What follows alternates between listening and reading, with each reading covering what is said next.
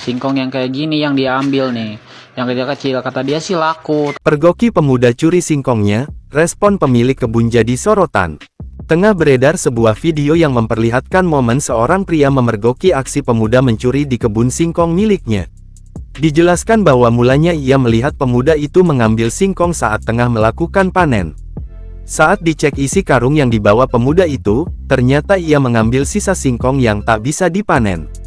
Pria itu pun menjelaskan bahwa sang pemuda memiliki sedikit kekurangan.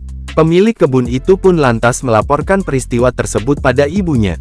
Merasa iba, sang ibu pun memanggil pemuda itu dan memberikan pemuda itu setengah karung singkong yang sedikit besar. Terus aku bilang ke ibu aku, dan ibu aku langsung manggil buat ngasih dia setengah karung yang agak gede-gede buat dijual. Walaupun memiliki kekurangan, pemuda itu tampak rajin dalam bekerja demi membantu orang tuanya. Dia berusaha kayak gini karena emang udah nggak punya bapak.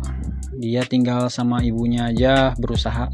Diketahui, video tersebut viral usai diunggah dalam akun TikTok @drown08 pada Selasa tanggal 16 Januari tahun 2023. Belum diketahui di mana dan kapan peristiwa tersebut terjadi. Namun, hingga saat video ini dibuat warganet yang merasa iba pada pemuda itu ramai memberikan doa dan komentar.